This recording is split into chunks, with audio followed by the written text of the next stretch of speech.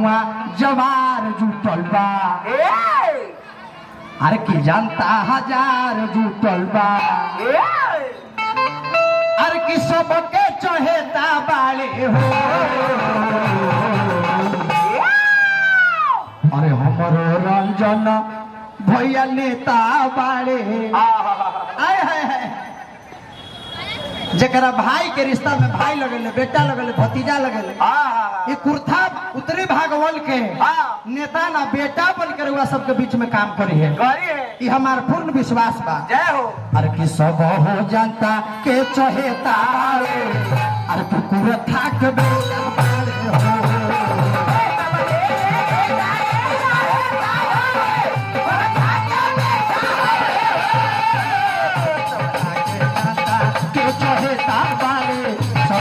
के बेटा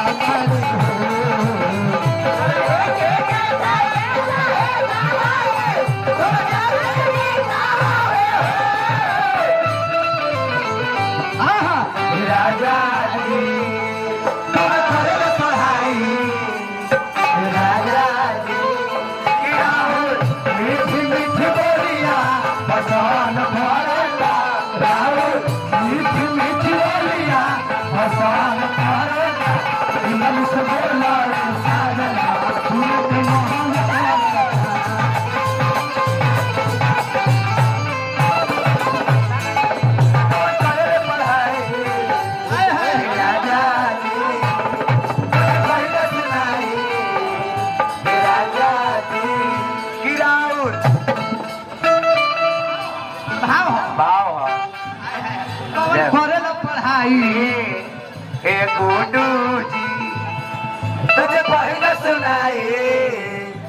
गुड़िया भाभी राहुल मीठी मीठी बोलिया पसंद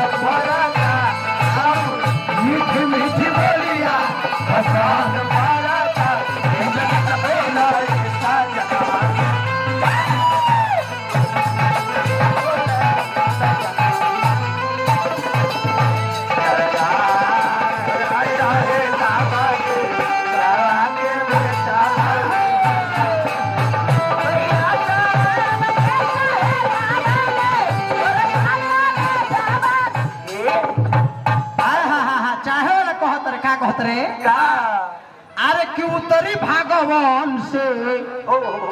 का कहती कहा तनी खाली कर दे अब आदेश होता पीछे से का करो तना फाइन लोग जुटिए जाला हमार के तने नाम न हो छता रवा में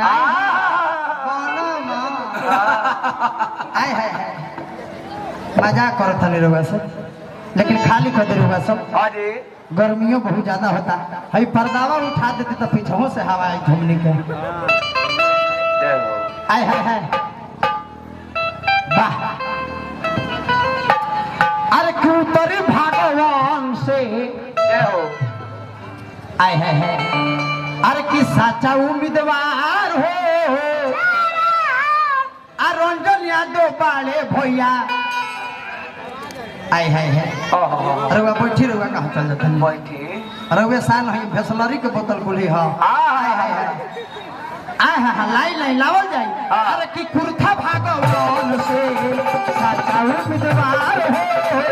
हमारे रंजन भैया बहुत विचार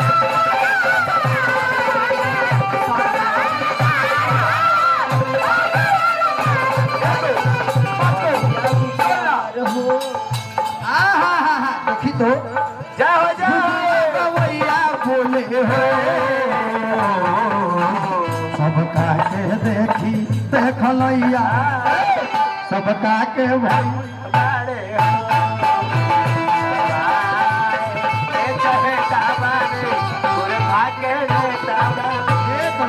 भैया का नाम बोले दो अच्छा कोटिया के श्याम जी हमारे व्यापारी 50 रुपया पुरस्कार देखी रहुआ विकलांग होकर भैया जी धन बने रहुआ हम प्रणाम करता नहीं आए है अरे की गौवा जवरिया डोले हो रंजन यादव भैया नेता पाए गौवा शहरिया डोले हो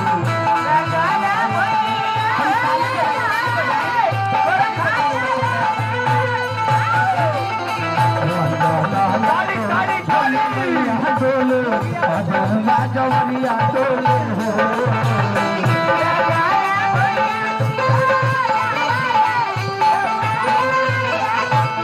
ए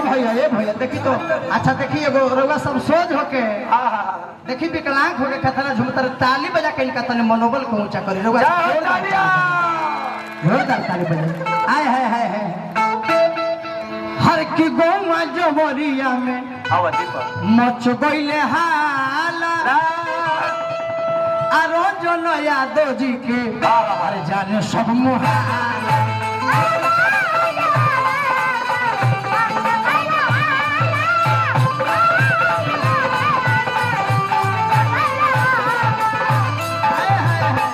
रंजन यादव जी के मचल बहाला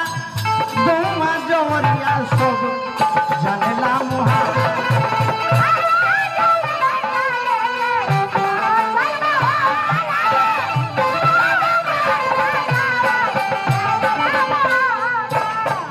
सबके चहेता बाइक हो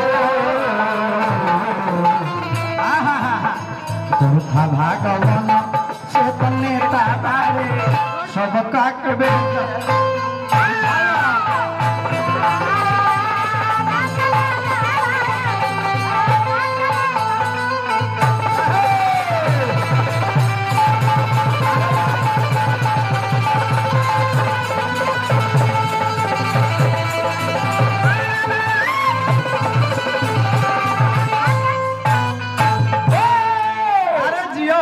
धरती के लाल बना एक बार भाई के चलते ताली बजे रहे सब चारों तरफ से